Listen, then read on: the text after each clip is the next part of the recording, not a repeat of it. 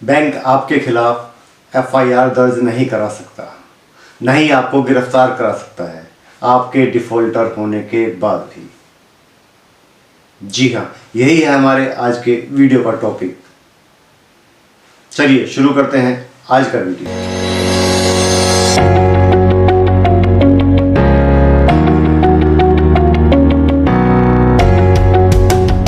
नमस्कार दोस्तों, मैं प्रवीण सागर आपका स्वागत करता हूं अपने चैनल बैंक कीड़ा पर।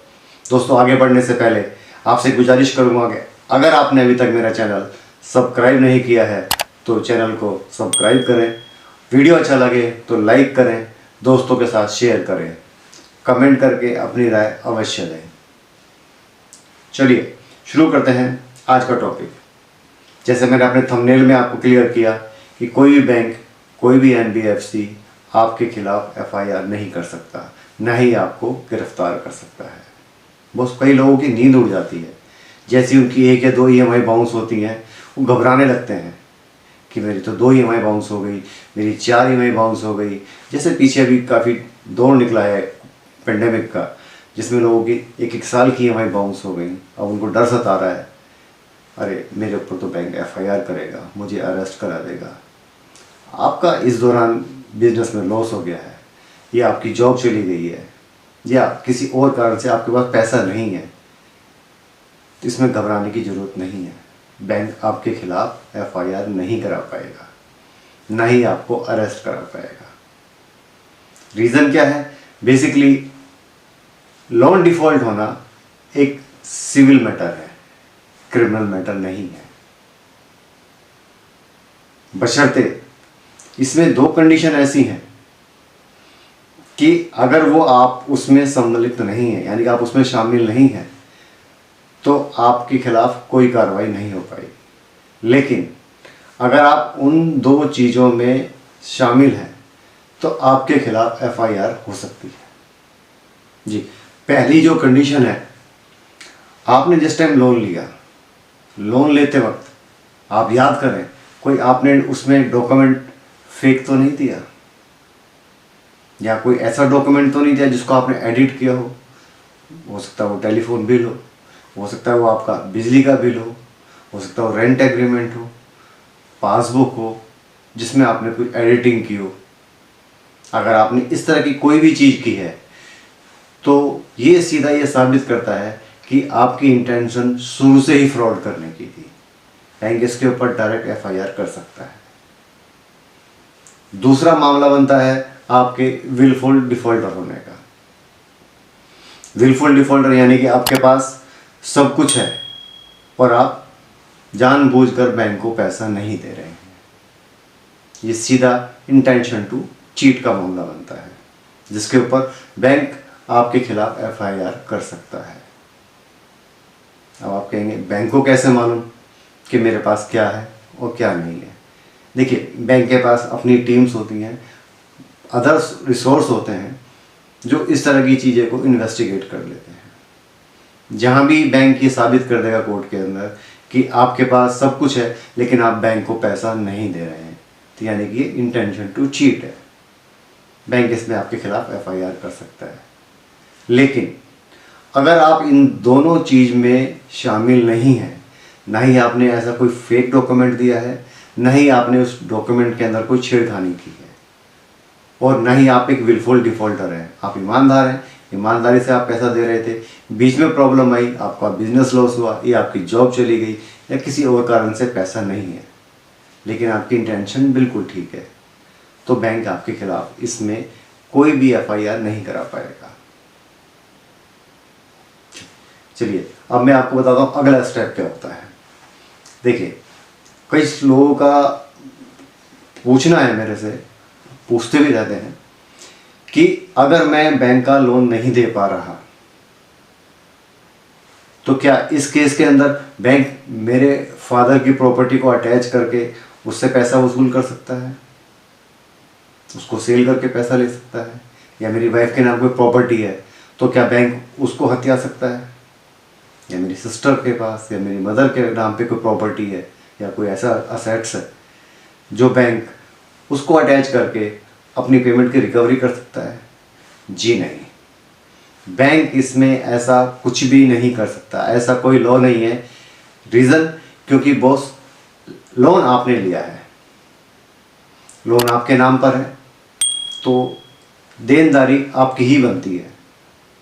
इस कंडीशन में कोई भी बैंक, कोई भी एनबीएफसी आपकी फैमिली की प्रॉपर्टी को जो आपके नाम नहीं है वो इस केस के अंदर उसमें अटैच नहीं कर पाएगा, ना ही उसको सेल कर पाएगा, ना ही उससे कोई रिकवरी कर पाएगा। हाँ, अगर आपके नाम पर कोई ऐसी असेट्स वगैरह हैं तो वो उसके ऊपर एक बार को कार्रवाई कर सकता है, लेकिन उसके लिए भी काफ़ी आपके पास रास्ते होते हैं। अब इसमें एक मसला आता है कि जिस टाइम आपने लोन लिया उस टाइम आपके नाम कोई प्रॉपर्टी या कोई ऐसे असेट्स थे जो आपने लोन डिफॉल्ट होने के बाद में उस प्रॉपर्टी को आपने किसी को, थर्ड पार्टी को सेल कर दिया, या आपने किसी को ट्रांसफ़र कर दिया या गिफ्ट कर दिया, तो इस कंडीशन में कोर्ट संज्ञान ले सकता है, इंटरफेयर कर सकता है। जी हाँ, क्योंकि इसके अंदर प्रॉपर्टी ट्रांसफ़र एक्ट होता है 1882 का, जिसके तहत वो आपके खिलाफ कार्रवाई कर सकता है, सीधा सीधा एफआईआर कर सकता है। तो आपने ध्यान रखना है, अगर इस तरह की कोई भी चीज़ आप कर चुके हैं तो आपके खिलाफ कार्रवाई हो सकती है। चलिए अब आते हैं अगले टॉपिक पर कि बैंक आपके खिलाफ क्या नहीं कर सकता। बैंक आपके खिलाफ 3 साल के बाद सिविल सूट फाइल नहीं कर सकता। जी हाँ, अगर आपका लोन की जो ड्यू डेट है वो ड्यू डेट निकलने के 3 साल अगर हो चुके हैं तो बैंक इसके ऊपर सिविल सूट फाइल नहीं कर पाएगा। लेकिन ऐसा नहीं है कि अगर वो सिविल सूट फाइल नहीं कर पाएगा तो बैंक का आपने पैसा नहीं देना है या वो बैंक पैसे की डिमांड नहीं कर सकता है। हाँ, इसमें ये ज़रूर है कि वो बैंक के थ्रू आपके ऊपर कार्रवाई नहीं कर पाएगा। वो अपने जो अदर रिसोर्स हैं, थर्ड पार्टी एजेंसी है या कलेक्शन टीम है या रिकवरी टीम है, उसके थ्रू आपसे वो रिकवरी करने की कोशिश करेगा। लेकिन अगर आपके लोन की ड्यू डेट निकलने के 3 साल बीत चुके हैं तो बैंक इसके अंदर कोर्ट के थ्रू आपसे रिकवरी नहीं कर पाएगा।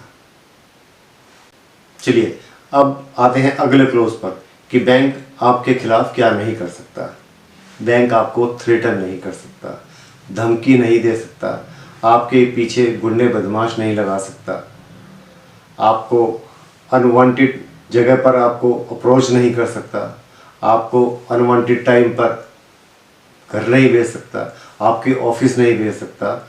जो आरबीआई की मास्टर गाइडलाइन है उसके थ्रू ही उसको काम करना पड़ेगा, चाहे वो रिकवरी एजेंट के लिए है या बैंक के लिए है।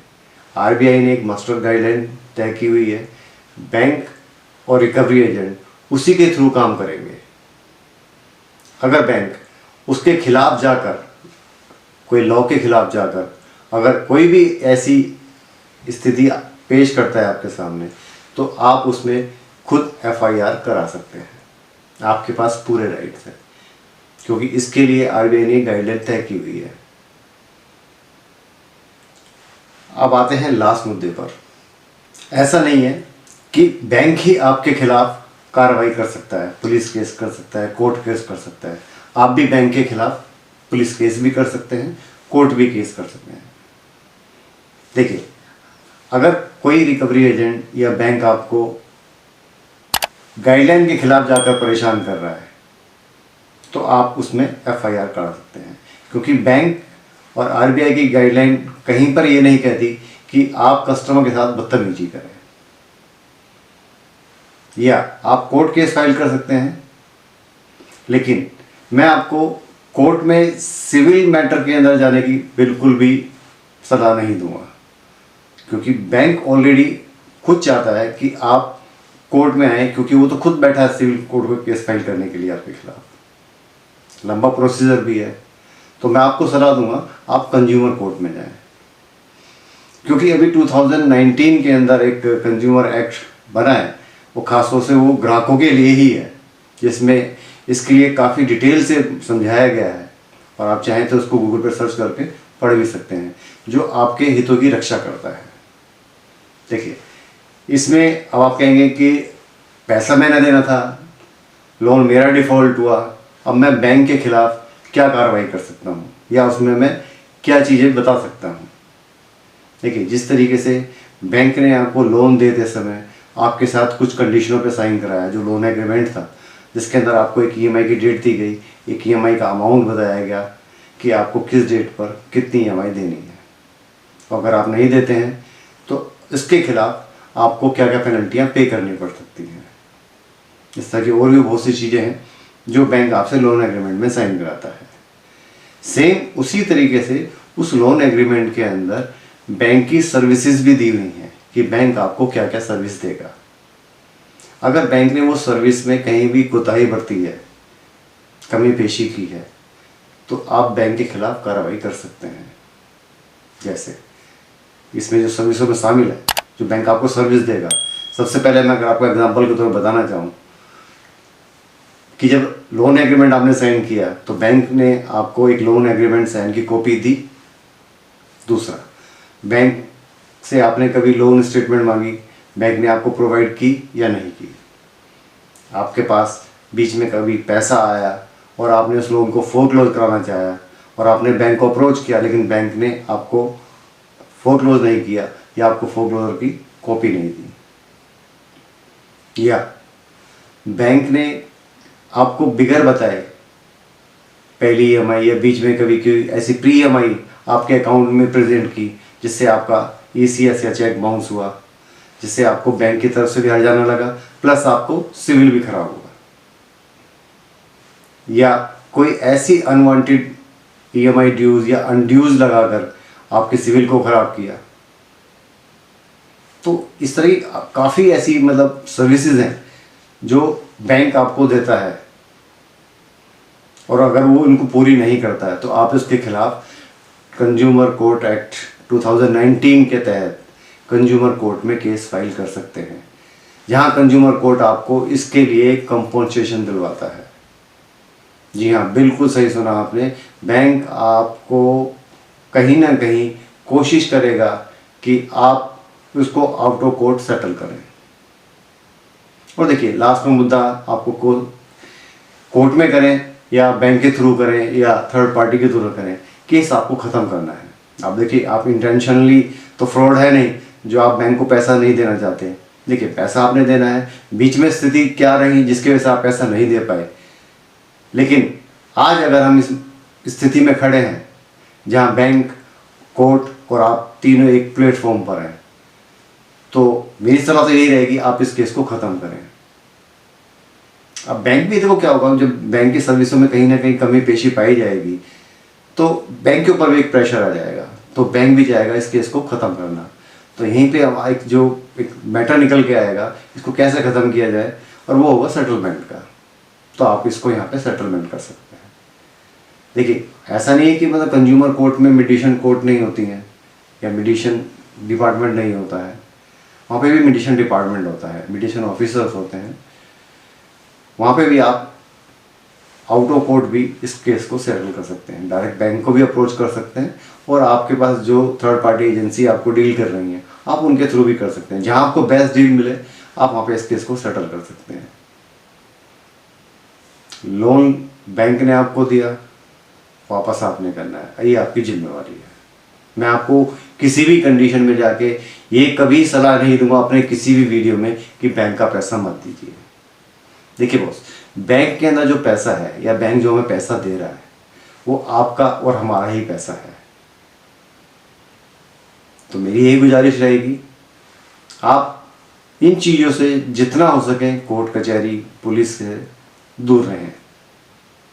जान के कोई भी नहीं चाहता, मैं समझता हूँ इस चीज़ को, कई बार अनजाने में ऐसी गलतियाँ हो जाती हैं, लेकिन इन गलतियों को सुधारना भी हमारा ही काम है। तो आज की वीडियो में बस इतना ही, मिलते हैं अगले वीडियो में। अगर आपने मेरा वीडियो अभी तक लाइक नहीं किया है तो प्लीज़ लाइक कर दें, चैनल सब्सक्राइब नहीं किया तो सब्सक्राइब कर दें। वीडियो अगर अच्छा लगा हो, यूज़फुल लगा हो, दोस्तों के साथ शेयर ज़रूर करें। मिलते हैं अगले वीडियो में। नमस्कार।